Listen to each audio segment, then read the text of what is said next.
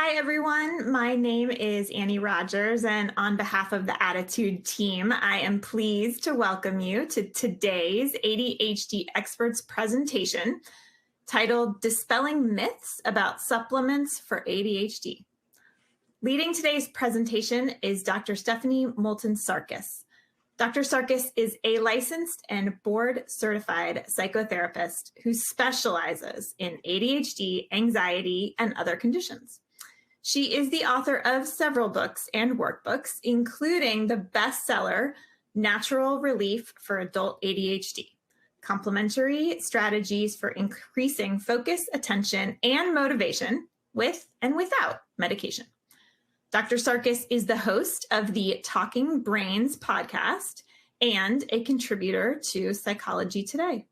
She maintains a private teletherapy practice out of Tampa Bay, Florida, and you can learn more about our speaker by visiting stephaniesarkis.com. So before we dig in, I would like to ask a poll question to our live audience.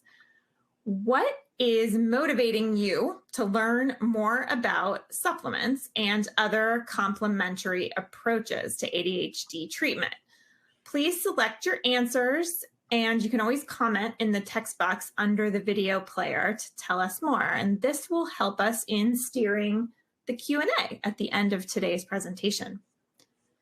For answers to common webinar questions about slides, transcripts, and certificates of attendance, click on the FAQ tab of your webinar screen.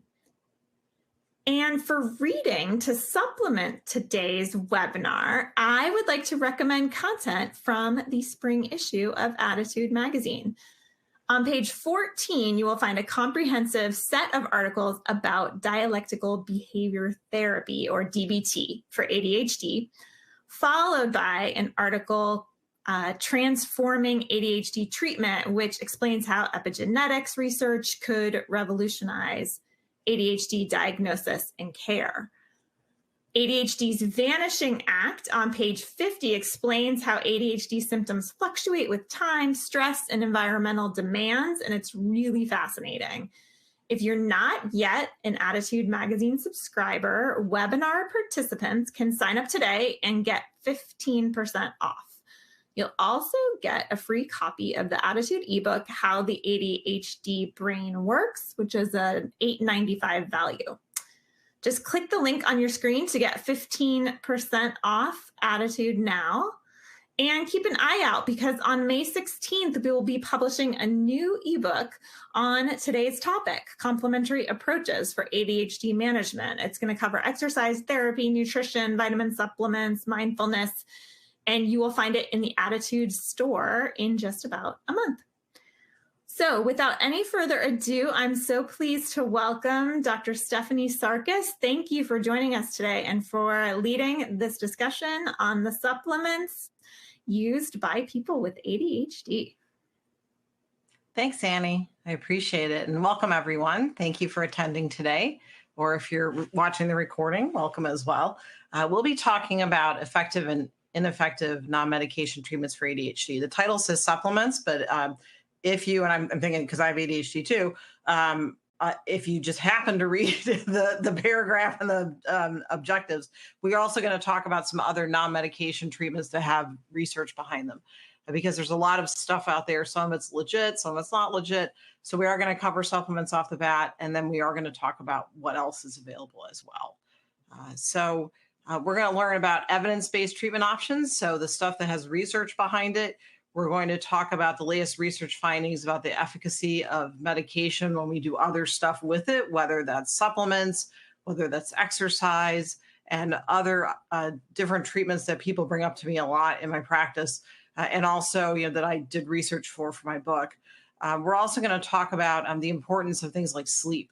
Sleep is a very underrated topic. We need to talk more about sleep because 90% of people with ADHD have sleep difficulties, leading to a lot of us having chronic sleep deprivation, which looks like even more exacerbated ADHD. So we'll also talk about what to look for in treatments to know whether they are legit or not, and also how to protect ourselves, because we can be vulnerable to high pressure sales tactics, We'll talk about the importance of never signing a contract for something for a treatment.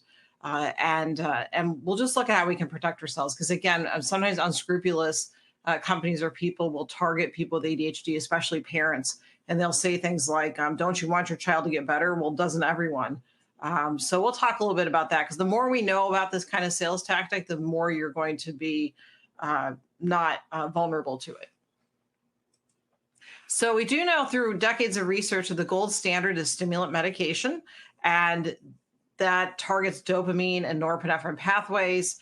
The examples of that are, as you probably know, methylphenidate, which also can be known by one of the brand names is Concerta.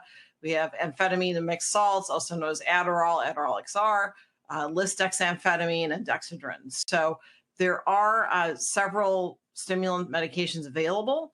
And in head-to-head studies, stimulant medications are found to be more effective than non-stimulant medication. And those are the non-stimulants like Capve, Intuniv, and Strattera.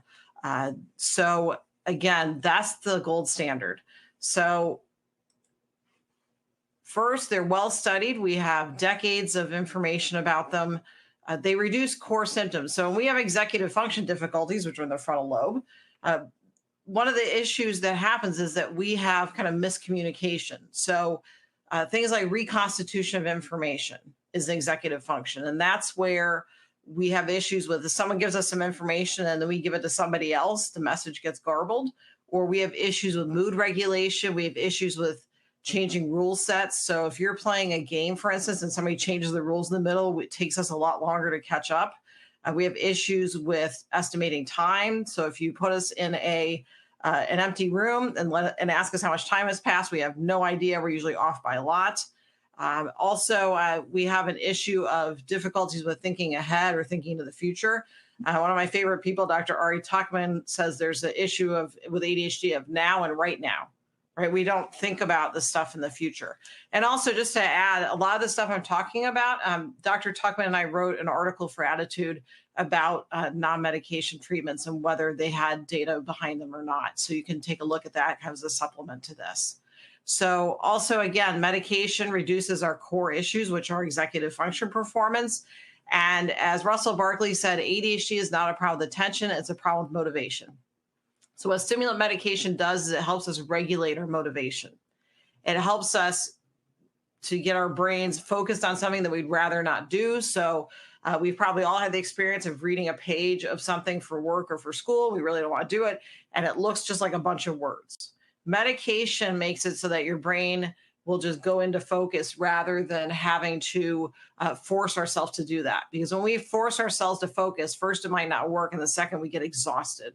So medication, again, is the gold standard of treatment. We have a lot of data behind it. It's prescribed at a fairly low dose. Concerns about addiction, what we found in many research studies is that medication actually reduces your risk of addiction rather than increase it. Because if we are missing something neurotransmitter-wise in our brains, dopamine, serotonin, norepinephrine, we're going to find a way to replace it whether we realize it or not. So we can do it through the high-risk ways, like illegal drugs, or also we have a 6 times higher rate of alcohol addiction, high-risk behaviors, or you can do it through a low-dose, FDA-regulated way. So side effects of stimulants can be dry mouth. I mean, if you take them too late in the day, you can have some issues of with difficulties falling asleep. There have been some issues with a shortage. So those are the main issues with those. But also, I know that people are looking for things that you can do in addition to stimulant medication. And sometimes people would rather not take them or prefer not to take them.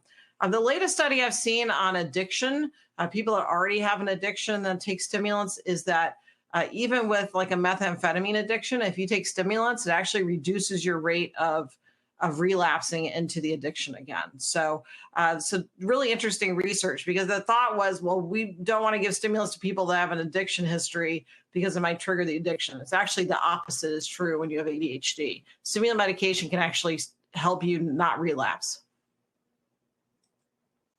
Now, the supplements, when I talk about supplements, what I mean are anything that you take that's not food.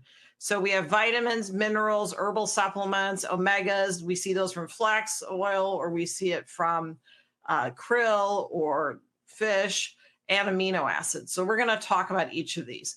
So fish oil, omega-3s, omega-369, in one study was found to help somewhat with executive function performance. Again, that's just somewhat, but also it helps your neurons communicate more effectively in the frontal lobe as little as 6 weeks after taking the supplements. So that's something to consider, that there was some efficacy shown when you took this for at least 6 weeks. So it was about 4 to 6 weeks. And then they looked at, in the study, fish oil, multivitamins compared to no treatment. And what they found is that multivitamins really didn't make a difference on executive function performance. It was all the omegas. So issues with omegas include they can act as blood thinners. And so you want to double check with your prescriber before you take these. You also want to make sure it's a high quality supplement. There's a group called consumerlab.com, and they will analyze different supplements. I think it's a subscription fee. Oh, and any of the sites or anything I recommend today, I'm not affiliated with any of them.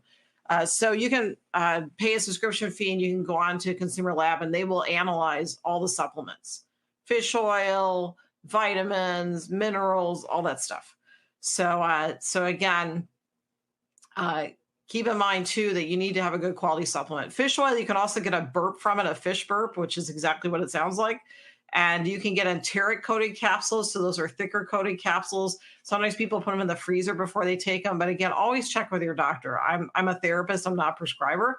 So I can't tell you how to take those or what dose to take them in. But also at higher doses, they can cause stomach upset as well.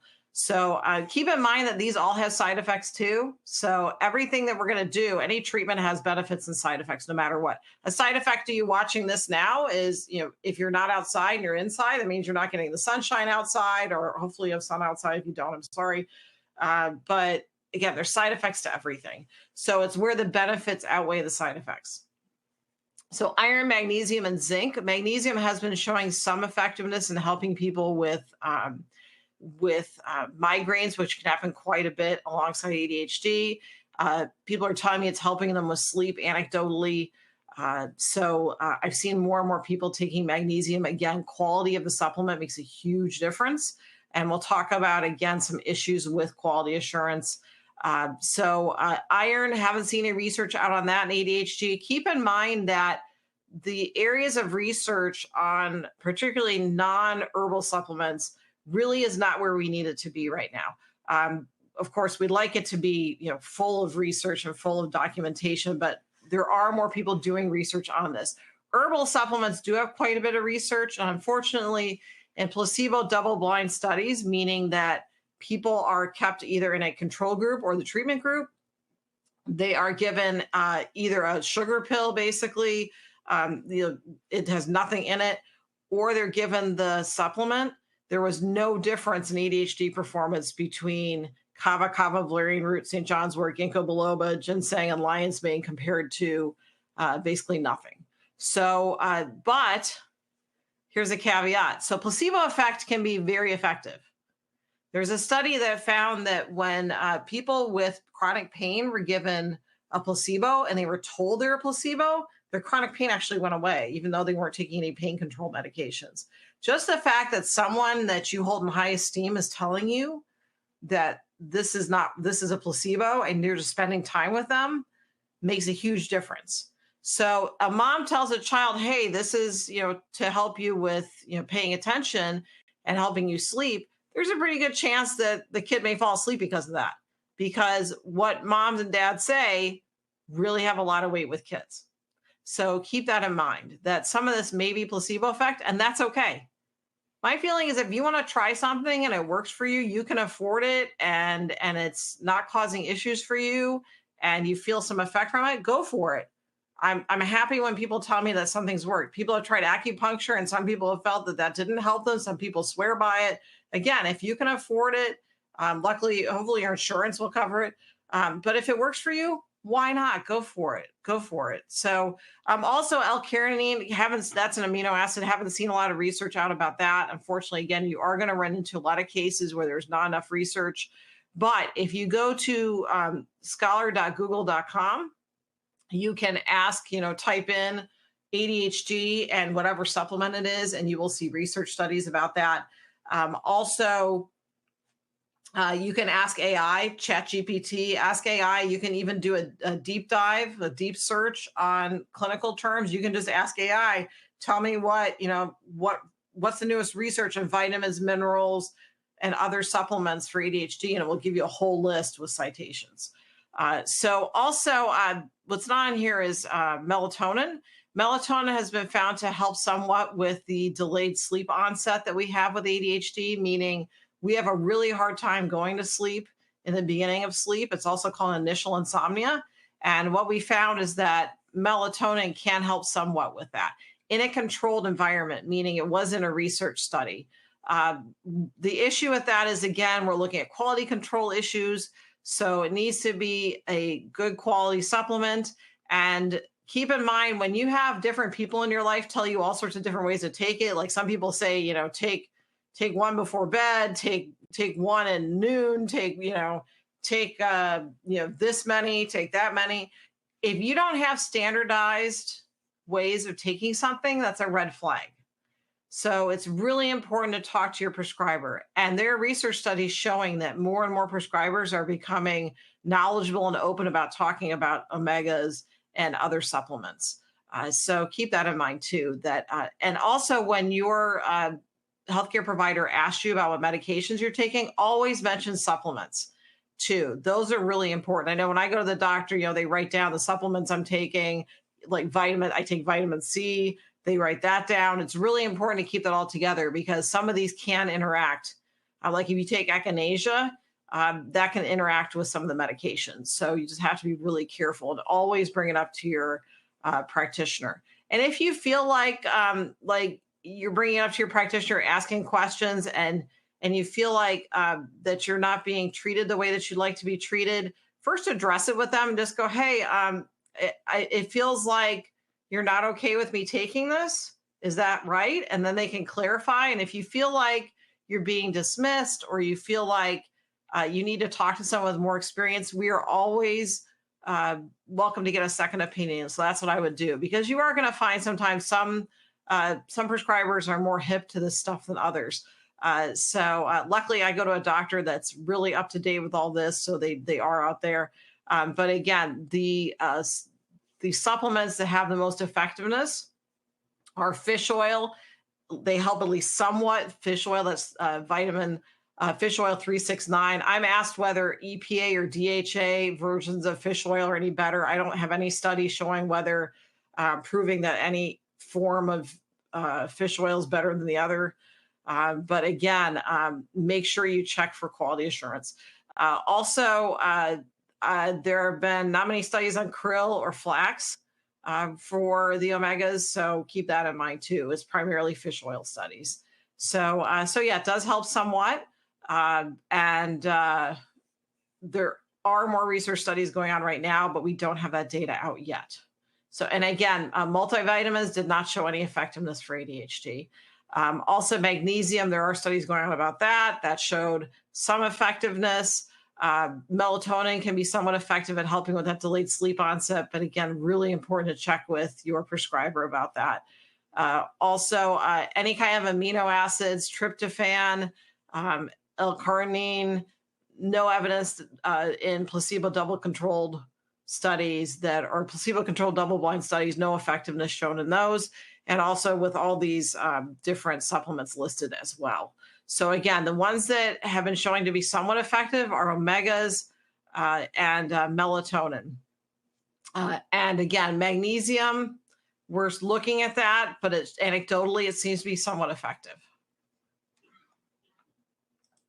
Here are the issues. So again, mixed results in research, and also you have to look at the number of people in the research study. That's really important. So if you look at a research study that says, supplement XYZ works, but they only looked at 10 people, or they didn't have a placebo group and the treatment group, then we have to really kind of keep an eye on that, because the more people you have in a study, usually the more robust or stronger the results. And we also want to make sure, again, that there's a placebo that's used. So again, you aren't going to see as many studies on this. This is still a fairly new area in research. So there are more studies coming out about supplements, but not nearly enough as we would like. So again, if you can afford something and it works for you and it's not causing you any kind of medical issues, go for it. So also, again, I never underestimate the placebo effect, the mom effect. Your mom tells you if you take this, it'll help you get to sleep. You're probably going to go to sleep. So also, again, check with your prescriber. And when, again, the prescriber says, what medicines are you taking, you automatically include any kind of supplement when you're talking with them. So also, supplements are not regulated by the FDA or any other entity in the federal government. In countries like Germany, their supplements are regulated, but there have been studies, several studies showing that a dose of a supplement can vary from bottle to bottle in one shipment of the supplement from the same manufacturer. And also the ingredient label may not be accurate. You may have filler in some of the supplements, so you have to be really careful about that. If you see a seal of quality assurance on a bottle, that just means that the company follows, there's a conglomerate of different nutraceutical manufacturers. They're saying that they follow those guidelines, but it's unclear how often those are enforced or regulated. If they say follows the FDA's 9 good manufacturing practices, that does not mean the FDA checks on them. So again, you want to make sure you get a good quality supplement. The issue with that is that the better the quality, sometimes the more expensive the product. So not necessarily, but that does correlate. So that can be tricky. Also, we need to look at any interaction with medication because they can impact medication, especially if you're having surgery and you're doing anesthesia. Really important you tell them ahead of time when you do your pre-op appointment if you're taking anything like valerian root, kava. And also, kava has been banned in 2 countries due to issues with people having too many kava lactones, or the active ingredient in kava, and it's caused them some serious health effects. So we have to just be really careful about what we're taking. And also, again, omegas can act as blood thinners, and just like anything else that we ingest, overuse can lead to side effects. So just practice good supplement use. And again, amino acids, no evidence that those are effective, but if they seem to work for you, go for it. More power to you. So the things that we know that do have data behind them are behavioral therapy. So we know that cognitive behavioral therapy, that's where it's not what you think about. It's not the thing that happens to you, it's what you think about the thing. There are some roots of it in Stoic philosophy. The idea is that you have, and people with ADHD generally have issues with cognitive distortions, where we have issues with processing of information. Because of self-esteem issues, we may attribute negative comments or negative things to people that they've never even said. It's just we think that they look at us a certain way and we think that they don't like us. So in cognitive behavioral therapy, you have a therapist mention those cognitive distortions and you work on changing those, because a lot of our attitude depends on what we think about ourselves, what we think about the people around us. And also, a lot of us with ADHD have been through trauma. We have a much higher rate of trauma than the general population. Just talking with somebody about that, putting it into words, and just having that space with someone can be highly effective. Also, it's most effective when it's combined with stimulant medication and whatever other non-stimulant treatment that you do that is working for you. So anything that you can add to the mix is really helpful, especially if it's got good efficacy, it's got research behind it. So also in behavioral therapy, you can talk about the cycle of guilt and shame that a lot of us have, that why haven't we been able to do this? We've been told not to listen to our intuition because there's something wrong with us. So we carry that into adulthood. And sometimes the stuff that we do in adulthood is based on patterns from childhood that really aren't applicable to us anymore. So therapy is a good way just to process those. And so we can move on to healthier solutions. And also there's coaching. So that's non-psychological, and people are helping you with just day-to-day function, helping you with organization, helping you set goals. They are not allowed to go into psychological stuff unless they're licensed as a therapist, but that's also an option available to you. One of the most effective forms of treatment for ADHD is exercise. And if you hear the word exercise and you're just like, ick, think about exercise. It can be parking further away from your office and walking in, or go to the grocery store, park further away and walk in. It could be taking the stairs instead of the elevator. It could be taking one flight of stairs. We're not asking you to run a marathon. We're asking you just to take a little quick walk around the block.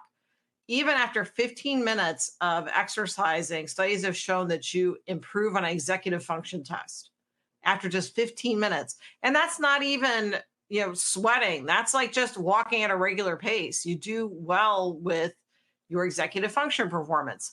So it can improve your mood, increase your focus. You're doing mindfulness practice without even really realizing it.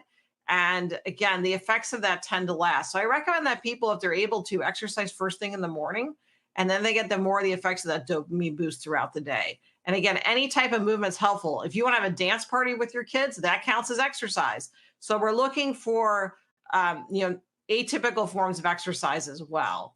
And again, just you don't need to spend any money. Just put on a pair of walking shoes and just walk around the block really helps. So again, playing with your kids, that's exercise. There are ways that you can track your exercise through, like Apple Watch or Fitbit and things like that, if that's helpful. With ADHD, we tend to really like having visual representations of what we're doing and reminders, and some of the watches can provide that. And I have to add just legally that you got to check with your doctor before you start the exercise program. Mindfulness. So again, these are things that can be used with or without medication. So mindfulness is redirecting towards the present. We're not asking people to sit still for 15, 20 minutes because some of us just can't do that. What we're looking at is just trying to stay focused on the present. There's an activity called Name 3 Things, which is name 3 things you can see, 3 things you can feel, and 3 things you can hear. And that can really help people get back down to baseline or where they're feeling less anxiety, less severe ADHD symptoms. So 3 things you can see, 3 things you can feel, 3 things you can hear. Doing a body scan where you go from your head to your feet and you just check in with how each part of your body is feeling can be helpful. Also, I was interviewed by USA Today about there's a thing going around about having like warhead candy or sour candy as a way to help with anxiety attacks or to help with staying focused in the present. There's really no research behind that, but anything that kind of gets your brain back to now can be helpful, no matter what that is for you. For some people, that's doing guided imagery where they visualize themselves going into a relaxing place, like walking through a forest, walking in a field. You can also have just deep breathing where you're breathing with your tummy. We usually do thoracic breathing, is breathing with our chest, but we want to do yogic or diaphragmatic breathing where we're puffing our tummy out when we inhale. So there's all sorts of different ways to do yogic breathing, but all you got to do is breathe in and out, which we're doing anyway. So just take a count of 4 maybe when you inhale and a count of 4 when you exhale. And that can kind of set off your sympathetic nervous system or your parasympathetic nervous system, which is the relaxation part of your nervous system. And there's several apps too. There's Calm app. There's a free version of that. There's Headspace. I think that's prescribed or a subscription. There are a lot of free ones available. So I would start with the free ones, see what you think of those. And again, that name 3 things, you don't even need an app for that. To do deep breathing, you got all the equipment with you and nobody knows you're doing it. So you can do it at any point, anytime. Sleep. So again, 90% of people with ADHD, we have some issues with sleep because our brain does not stop being ADHD at night. It keeps rolling. So we have issues with lack of sleep. We have issues of problems getting to sleep, staying asleep, getting up too early. We have issues of having nightmares. We are more likely to do sleepwalking when we're younger. We are more likely to have just general sleep disturbances, night terrors. So really important, also sleep apnea too. We're much more likely to have that. Really important that we have a sleep study done where we can see if we're having problems breathing. Sleep apnea can make your ADHD symptoms look much worse. And also it can lead to an increased rate of health issues. So there are online companies, like there's one called Lofta that does online study. They basically send you the equipment, you do the sleep study at home, and then you meet with a pulmonologist and they let you know what the results were. And you can get what's called a CPAP, continuous positive airway pressure machine, that helps keep your folds of your throat open. People with ADHD are more likely to be overweight. And if you're overweight, you're more likely to have sleep apnea. So just something we really need to check, because sometimes I've seen people with ADHD that they get treatment for sleep apnea And now we see what ADHD is left. We've peeled back the layers of the onion. And sometimes people even find that their medication dosage doesn't need to be as high. They can have it lowered, or they have dropped their supplements, or they've dropped other things because they found that just getting that enough sleep, it was a life changer. Accommodations, really important, highly effective form of getting help for ADHD. So when people, I just had a client ask me this yesterday, can I get treatment to help my executive functions? Like, can we do therapy for those? Therapy and coaching doesn't really improve executive functions, so we can help you with ways to work with them. So we have equity. So equity means that we want to make sure that everybody gets what they need in order to have the best brain function they can, right? And in school, work, other areas of life.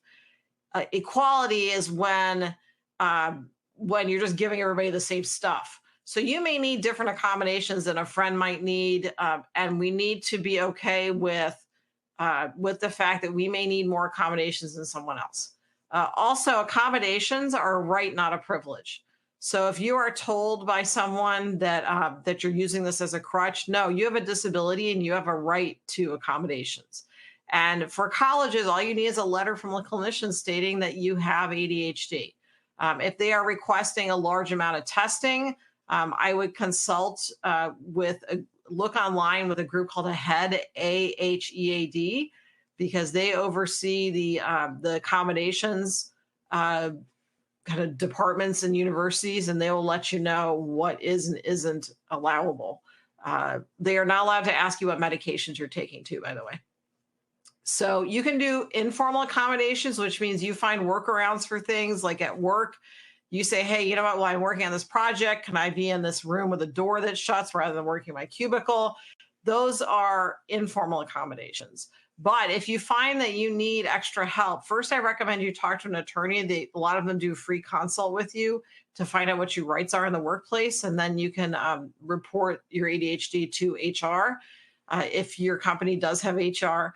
And the accommodations, the Americans with Disabilities Act says that they have to give you accommodations. However, you cannot guarantee third-party confidentiality. So sometimes people, unfortunately, word about them having ADHD has spread, and there is still a stigma with ADHD, unfortunately. So you really want to talk to an attorney first before you do formal accommodations to see what the risks and benefits might be.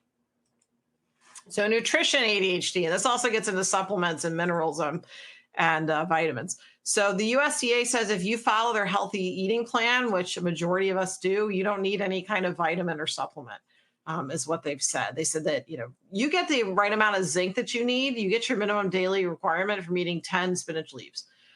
So they're saying that, supplements, vitamins, minerals, which are in the supplements category, really don't add anything to your overall health. And studies have shown they don't help any with ADHD. There's no specific ADHD diets and proven effective, but if everybody could eat, healthy and then reduce refined sugar, if they could reduce, unhealthy carbs, we'd probably all be better off, but it doesn't specifically work on ADHD. It just may help us feel better overall. So also, organic has not been found to have any kind of additional health benefits in several studies. And in fact, you can have a certain percentage of your product that is not organic. And also, if you have a farm that is saying that they're organic, but they're next to a farm that uses pesticides, and those come over onto the product, they may still be able to call them organic because they didn't purposefully put the product on there. They didn't put the pesticide on there. Some people tell me they can taste the difference between organic and inorganic. Most people say they can't. But again, just keep in mind that organic is regulated by the USDA, but there are some caveats with that as well. So really keep tabs on what exactly organic is. Also, we can forget to eat. We can forget to drink water. Really important that we stay hydrated for our kidney health and just in general. And we don't focus very well when we're thirsty. And also, we need to make sure that we set a timer to eat on a regular basis because we can have blood sugar crashes. And sometimes my clients have even passed out from forgetting to eat, because sometimes we just don't get that signal that tells us we're hungry, especially when we're hyper-focused. Also, we're more likely to have eating disorders when we have ADHD, including bulimia, binge eating disorder, anorexia. We are more likely to focus on weight as a way to control something in our environment. So really important that we get help for that. And again, hyper-focusing can lead to us inadvertently skipping meals, and stimulant medication, again, is a way that hyper-focusing is kind of brought under a more manageable range. So movement therapies, exercise is the name of the game. There's no evidence showing that any kind of prescribed movement therapy, and I could name all of them, but I'm not going to, but any kind of thing that says if you cross the midline or if you do this movement or that movement, there's no research supporting that. There have been several studies showing prescribed movement therapies versus just regular exercise, and regular exercise is by far the most effective, and prescribed movement has not been found to be helpful. So again, what I'm saying is the most effective treatments are usually the lowest cost ones. So also neurofeedback, where when your alpha and beta waves are active and you have something move on a screen, those studies show that it doesn't really last long term, and also it can be quite expensive. Insurance doesn't cover it, and it doesn't really generalize to day-to-day life. Just because you can get your alpha and beta waves active and make something move on a screen does not mean that your executive function performance is going to improve in the long run. And people that I know have used it have said that they feel like a little while afterwards that they're more focused, but then they're back to baseline pretty quickly.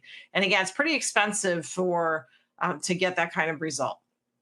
And again, if you can afford it and it works for you, more power to you. That's great. But we really need to think about, for the general public, how expensive this is. You don't want to get locked into a contract, because if you decide that it's not working for you, or your kids say, I really don't want to do this anymore, it can be really hard to get out of the contract. So anything that makes you sign a contract, I would say absolutely just not do it, because there's not enough research showing that anything where you sign a contract for actually works. Also, we need to look at marketing versus science. People provide really slick brochures, and some of the supplement companies do this too. They'll have a really slick brochure about how much their supplement works. See who does the research. Do they have independent research studies that they've cited from medical journals that have a lot of oomph behind them? They're called referee journals, like the JAMA from the American Medical Association. You want to make sure that that the studies they're using are pretty solid studies. They're not just what's called cherry picking and finding some findings in the study and not telling you about others. Natural is not regulated. That does not mean it's safe and effective. And you can see that a lot of the supplement products, a lot of other things will use green as a way to notify health. So keep an eye on that too. Just become very savvy about marketing and how that's done of food products. And it's really eye-opening, and you are less likely to be susceptible to it if you do not do those things. So if you look at consumer rights and consumer behavioral economics, you'll see all the different tricks they use to get us to eat stuff that's not healthy, or to use things that aren't healthy, or to get locked into things that cost a lot of money. And again, the most effective treatments are usually the easiest and lowest cost. Anything that says that they can fix ADHD, toss that out the window. We don't have that yet. If you have ADHD, that's an 8 out of 10 on the scale. So like, let's say 1's terrible and 10's great. Your ADHD is an 8 out of 10. We're trying to get you to like a 4 or 5. We're not trying to get you to a 0 or a 1. We're still going to have some symptoms. There's no cure-all, but we're just trying to have a better quality of life and have less issues with those symptoms. We're trying to decrease the frequency, duration, and intensity of those symptoms. So make sure they use independent research studies. You're looking at treatment, and how long does the effect of the treatment last? You want something that sticks. So medication and therapy plus the other non-medication treatments, all that stuff together creates the best results. The most effective non-medication treatments we talked about are exercise, accommodations, counseling, coaching, mindfulness. As far as the supplements go, the research has shown that omegas help somewhat, melatonin helps somewhat. And again, this was actually the word that they use in the studies is somewhat. It helps somewhat. And magnesium, there's still a lot of research studies out, but as far as herbal supplements and amino acids, no research showing that their effectiveness. The placebo double-blind studies we're basically negative for showing any kind of effect from them. But again, if the placebo effect works for you, more power to you. So again, we have to look at what works. What does the research say? How much is it going to cost you? Don't sign a contract. Beware that some companies will target your vulnerability as a person with ADHD or the parent of a kid with ADHD. And again, if something works for you, more power to you. So here's some resources. So we have ADDitude and my website, stephaniesarkis.com. I have a drop-down menu of resources that you can go to. And if you have any questions after this, after we conclude, you can go to my website and hit the contact button and you can send me a message there. So, ooh, right on time, Annie. Now we're going to do questions. Yay. Thank you so much. Oh my gosh. My notebook is full and so is the chat. So thank you so much, Dr. Sarkis. Welcome. Okay. I'm going to start out with a revisit of the Q&A that we did at the beginning. We asked people what was motivating them to learn more about the supplements. And this is just helpful for getting some context. Pretty much tied for number one. It was wanting to understand which supplements are proven to improve overall health. And then I want a holistic treatment plan that includes medication and complementary approaches. So I think that message is pretty clear that that the best treatment plan is a holistic treatment plan. And that's good to see. And then people wanted to know if supplements are shown to address symptoms of ADHD's comorbid conditions. So we'll get to that a little bit, but anxiety and depression being the most common. And then supplements for the side effects of ADHD medication was another area of interest. So, okay. So those were the top answers, and that'll steer us a little bit here. I did want to, we had a number of questions about sleep, and we're actually over here, we're in the middle. We just fielded a huge survey on sleep. And so I have a few quick things. Yes, people were asking how much sleep is recommended. And I know the National Institutes of Health have recommended 7 to 9 hours a night for adults. I just picture everybody's mouths dropping open going, there's no way. I know. Well, yeah, that's what they said. I can tell you. We surveyed hundreds. I don't think those people have kids, but that's okay. They say 7 to 9. Yeah. Yes, 7 to 9 for adults. On average, ADDitude readers, adults, are getting 5.82. So not 7 to 9 is the one way of saying that. And exercise, the recommendation is 2.5 hours a week, according to the CDC. I'll add to the Department of Health and Human Services says a half hour every day of just even light exercise, meaning not really even getting your heart rate up that much. Okay. So it's maybe comparable. Yes. Yes. So I just wanted to, those were easy questions to get out of the way. What's our goal here? Okay. So this is going to be a little bit of a speed round. So we have questions about a lot of different supplements here, but one of the most common was about magnesium and the fact that there are different types of magnesium, some of which absorb, from what I understand, differently, more efficiently, and at different rates. Right. Is there any research, to your knowledge, about the specific type of magnesium that might be most appropriate? No, I haven't seen any studies showing that one type of magnesium is better than the other. One method of delivery is better than the other. That's still, those studies are kind of still in their infancy, but nothing that's come out yet. And is there, there was a question about whether it's true that ADHD stimulant medications may actually deplete magnesium. Do we know that? I have not seen any studies on that. That has been studied overall vitamin and mineral absorption over decades. And there is not any sign that stimulant medications directly impact that at this time. Now, I will say that sometimes people can have a comorbid vitamin B deficiency that is carried on other genes other than ADHD. So that, of course, needs to be taken care of. And that can a vitamin B deficiency can make you look tired and lack of focus. So it's really important that we get regular blood work done. As much as sometimes people with ADHD are needle phobic, it's really important we get that done, because that'll tell us if we have any comorbid vitamin or mineral deficiencies. So they look at your iron and all the other stuff too. Just to, again, we're peeling back the layers of the onion so we can get to what the ADHD actually is. Okay. That's very helpful. And you, let's see, lots of questions about zinc, which we didn't get into too much, but again, there's not a lot of research behind it at all. Okay. So, what would zinc be like if we're thinking about whether it's the side effects or the related conditions? When might it be appropriate for someone to investigate and speak with their physician about zinc supplementation? If you do a blood test and you're low in zinc, that's the general medical guideline, is that if you are low in these things in your blood, then you may need a supplement. But other than that, you should be good to go, because none of these supplements, and magnesium at this point is just kind of anecdotal, meaning just that people have talked about it, that you really shouldn't need any additional amino acids. You shouldn't need any additional vitamins or minerals, again, unless your blood work shows that you are low in those. Okay. So first step, everybody, get that blood work. And then you had talked about sort of the lack of general oversight, at least here in the US, for supplements, and that some are higher quality than others.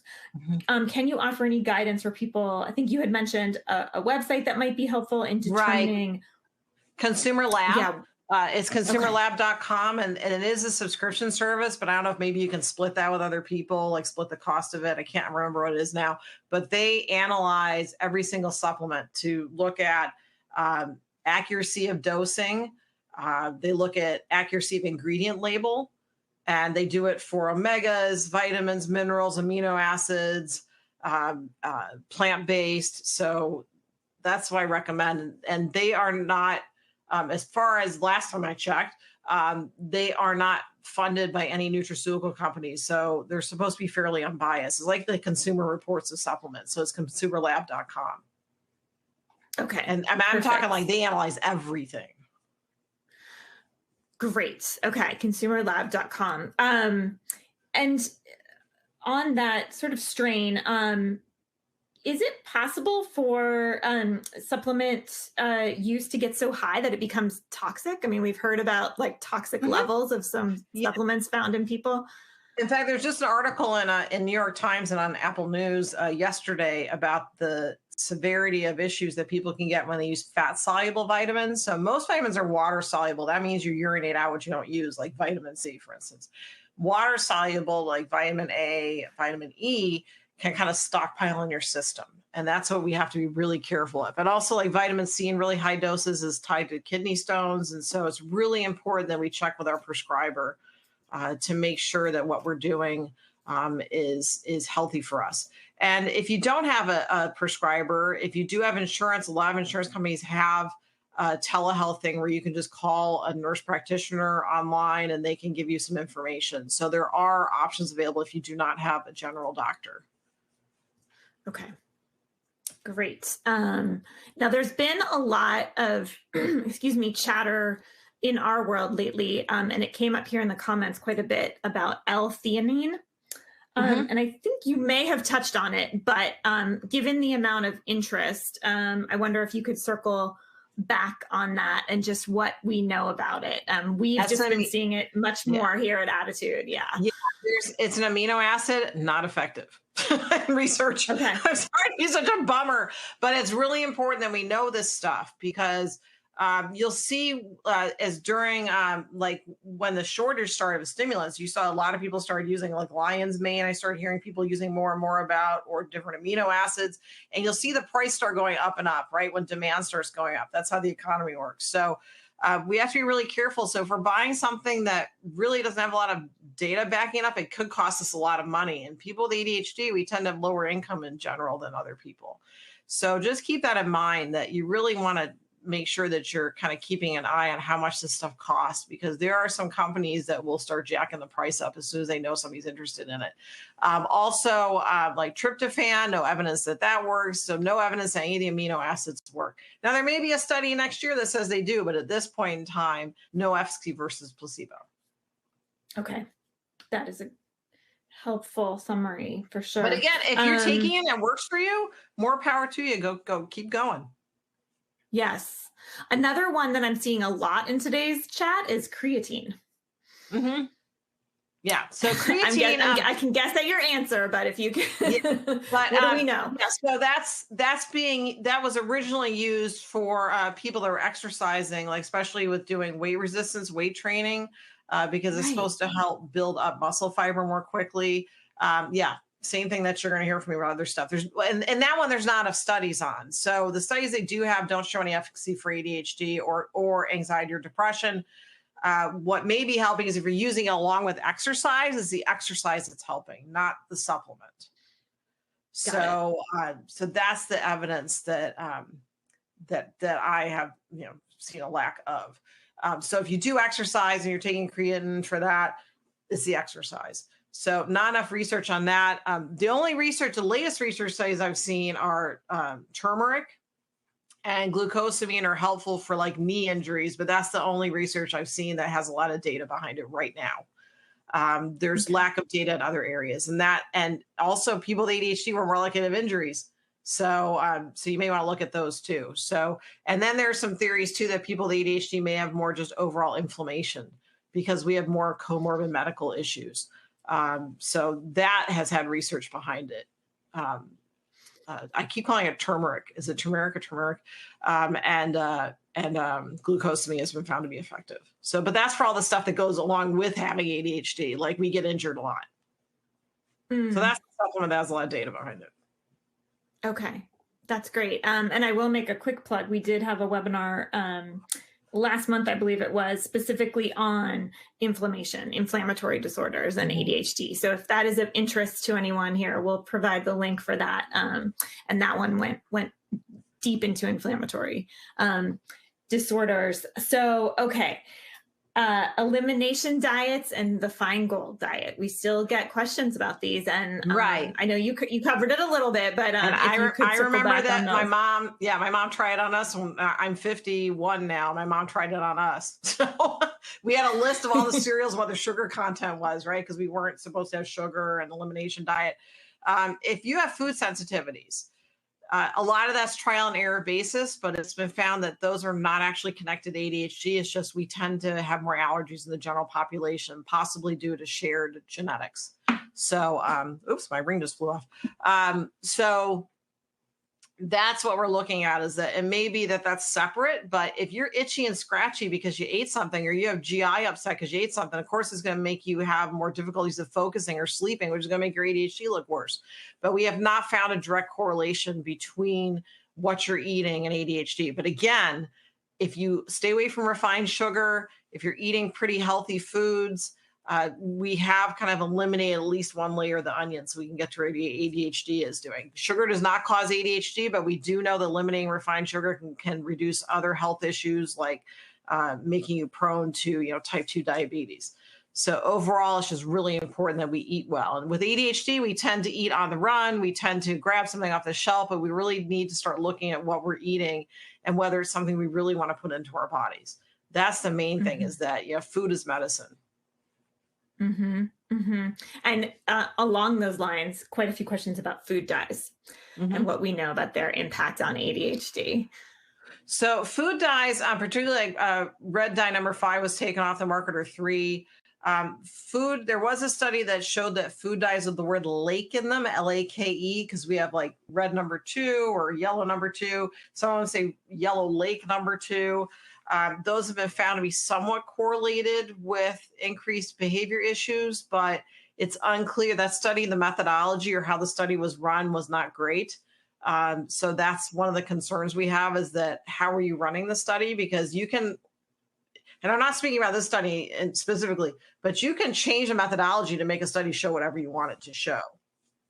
But we do know that overall, it's probably better if you don't have food dyes, just in general health. And that's why a lot of companies are moving towards vegetable-based dyes, which is what the standard is in Europe. So in Europe, if our macaroni and cheese goes over to Europe, they actually have to put a warning on it that the food dye is not approved in the EU, in the European Union. Their foods have food dye, have vegetable dyes in them. Now, some cereals have started doing that, but you'll see that people kind of like their food looking pretty. And so vegetable dyes aren't as vibrant. And so some people have said, ew, it doesn't look so great. That's the trade-off, right? We're going to have some food that looks a little weird now because it's not what we're used to because of vegetable-based dyes. But overall, those have been found to possibly be healthier than a chemically formulated one. And we want to keep in mind, too, there's something called ultra-processed foods, UPFs. And there are chemicals in those that are designed to make us crave them. And that's something that you can look into. So it's ultra processed foods. So that's why we want to eat as little processed food as possible. But I know also with ADHD, sometimes we just have to grab something because we forgot to go to the store. We're too tired to go to the store. The store drains us. So, but it's really important we start looking at avoiding the ultra processed foods. So again, that's something to go to Google Scholar or ask AI about because there's a lot of research coming out about that and to stay away from them. Okay. And I imagine the advice would be somewhat similar. A lot of people saying that their Instagram feeds are flooded with ads for things like everything from sort of Prevagen to Brillia. And so when they see something that is appealing, next best step, Google Scholar it, see if any research has been done. And make sure it's independent research and make sure that it has, that they used a placebo. And that they use more than just 5 people in it. You want to make sure that that the people that did the study are not affiliated with the company in any way. And when you look at a journal, they usually say to you that there's no financial affiliation there, or that people disclose their financial affiliation, but it's a company that's not anything to do with what they're looking at. So we do have to, as consumers, take a really good look at how they're doing these studies. And if someone has to advertise on social media, that immediately tells me it's probably not a great product. That's just my bias, is that if your product's doing pretty well, you don't need to advertise on Instagram. You don't need to do targeted advertising. It's, once something works, it's word of mouth, and then the research speaks for itself. Right. Nevertheless, boy, do they ever. Then you get into the ethical part of, how they're targeting people.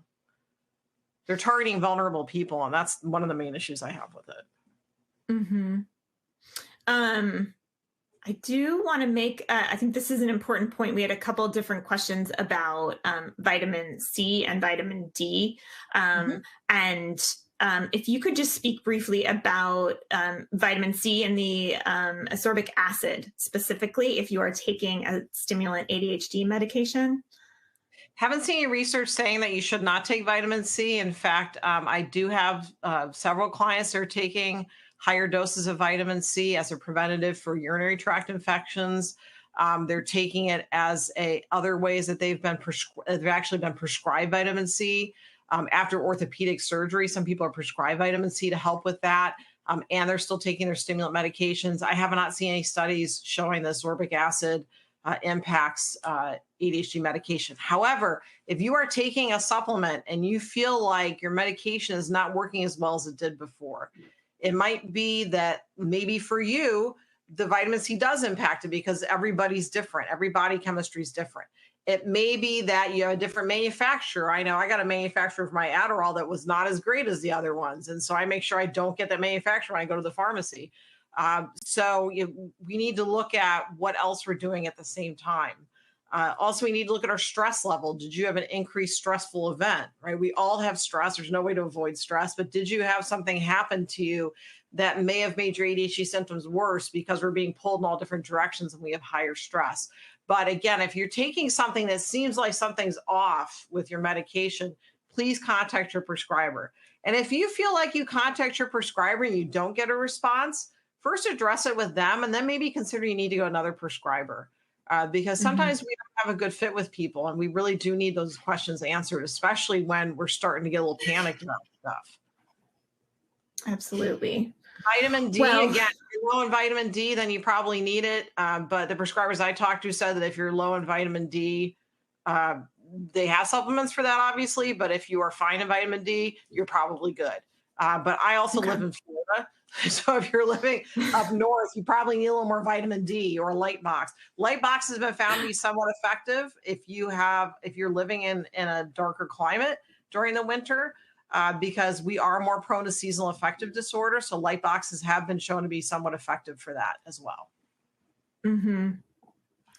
Great. And I'll make another plug. We do have, we had another webinar with Dr. Sandra Cooey that was specifically on sleep and ADHD. And she talks at length about some research that was done in the Netherlands, where this is definitely an issue on light boxes. So we'll provide that link as well for anyone who is interested in learning more about that specifically. But and I'll plug unfortunately, also Dr. Tuckman's article that I wrote with him in ADDitude about non-medication treatments.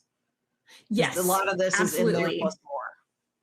Yes, yes. I think that we have that link here. If not, we'll make sure everyone has that as well. That was an incredibly helpful article. So we have run out of time for today. Dr. Sarkis, thank you so much for joining us today and for answering all these questions. There were a lot, and we really appreciate your expertise. Oh, anytime. And thank you everyone for attending. And again, if you have any questions after this, just go to my website, stephaniesarkis.com, hit contact, and you can send a message right to me. Amazing. And for those listening, if you want access to the event resources, you can visit ADDitudemag.com. Just search podcast 552. The slides and the recording will be up just a few hours after we wrap. If you're listening in replay mode, simply click on the episode description. And know that our full library, including those I mentioned today, of ADDitude webinars is available as a podcast. It is called the ADHD Experts podcast, and it's available on most streaming platforms. Next week, our free webinar will be on the topic of behavioral parent training, which we touched on ever so briefly today. So if you would like to know more about that, we hope you will join us on April 15th. And to make sure you don't miss any future webinars, articles, or research updates, you can sign up to receive our newsletters for free at ADDitudemag.com/. Oh, and Annie, can I mention something really quickly? Yeah, there's a lot of research now that's being done on hormones and ADHD. So that's something that people really want to keep their eye open on, especially perimenopause and menopause and premenstrual issues. So that's going to be a hot topic coming up. So it may be that we need some hormone supplements that maybe we're more prone to having hormone drops than other women. So that's something to look at in the future. Dr. Sarkis, I love that you mentioned that, because ADDitude today just closed its summer issue. If you are a subscriber, you will get that on May 1st-ish, and it is our first ever women's issue. Yay! I didn't even know that. Look at that synchronicity. That's beautiful. Yes, and there is some great research in there, new research from Michelle Martel and her group on hormonal fluctuations and ADHD in women. That is really pretty groundbreaking. So thank you for mentioning that. And please keep an eye out for ADDitude's first ever ADHD in women issue.